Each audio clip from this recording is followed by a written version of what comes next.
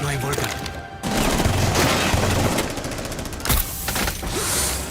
we really wanted both operators to have gadgets that's easy to understand when you see them, easy to use, but it's how you're going to use them that's going to make a difference. What they both do is quite simple, but they work as a team in an excellent manner as well.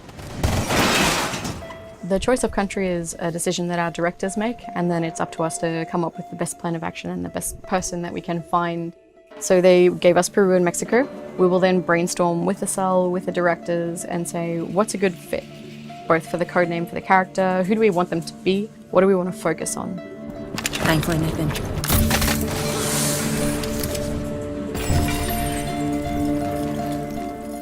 The inspiration was drawn by a big part by the community. They suggested a ladder operator. We tried to find a sweet spot between, okay, we understand what they want, so we figured, you know what, why don't we just do a grappling hook? We were actually able to use it indoors at the beginning, to any balconies indoors, so we're thinking bank there.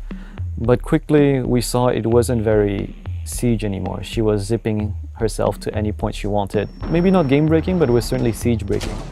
So we had to adjust her so that what she does now is probably the best for the game. So Amaru is an archaeologist, anthropologist from Peru. She joined the police force and then realized that art trafficking is a huge problem in Peru.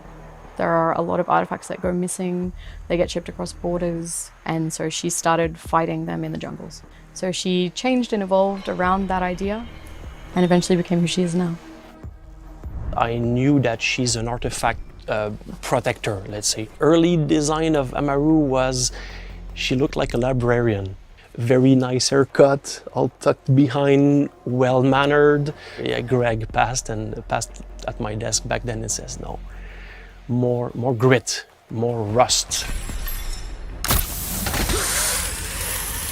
Top 4 last stop standing.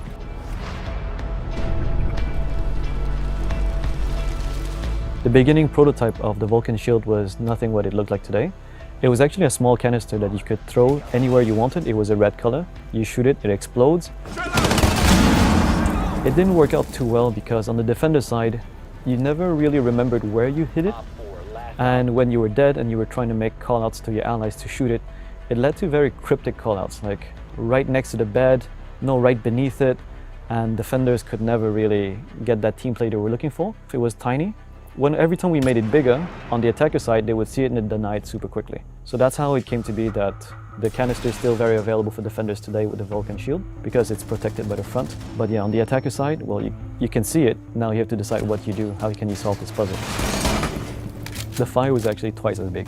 It was really huge, and most of the time, there were more defenders dying than attackers. So we kind of brought it down. It kind of feels like a double-edged sword sometimes, but now it's a controlled one. When Goyo was 11, his father and sister were killed in an explosion. His mother shielded him from the blast. As a result, she was crippled, but she survived and he survived. So while he was recovering himself and his mother was in hospital, Amaru was the one who came and took care of him. And she was really his cool aunt who would fly in from occasion to, teach him to do things that his mother didn't necessarily want him doing and then leave again. But as the gadget evolved, our vision of him evolved. So originally it was that he took the bomb and he made it bigger and badder and he wanted to get revenge on everybody, which, fair enough. But as his gadget evolved and it got put on the shield and it became much more of a mind game, then we started to think he's much more of a tactician. He's someone who uses this as a deterrent. I'm trying to let the player know that by looking at the outside shell of the character, you know who's inside. Because who's inside is actually more important. The way he's gonna pose himself, the tilt of the head, is a good way to tell stuff about characters. To me, the most exciting part would be the iteration of those characters. I have a lot of liberty. And sometimes they like some elements and they combine it with what they liked. There is a volcano in Mexico called Goyo, or Don Goyo. And since his shield explodes, his shield is called the Volcan, meaning volcano. It seemed a natural fit to give him the name Goyo. I've designed the original map, and I think I've been more harsh on the rework. There was so many things that I wanted to change, so many things that I wanted to improve. I'm definitely better now as a level designer, as I've done so many maps now. I definitely learned a lot. making a rework is actually different. I wouldn't say it's easier. When we make the changes in a rework map, we need to be really surgical. The problem that we had in the initial design of Kanal was the lack of rotation, because in the map there's actually two buildings connected by one bridge. Now we decided to add another bridge. There was another problem in this map, is that in each building we had also a lack of connection between floors. So this is more vertical navigation. But we decided to add another staircase on each building. One of my favorite things about our community is they will pick up on details of our characters that we put in there and we didn't think anyone would see. Mostly for me, what I'm hoping is that for each operator I write, there's a heart.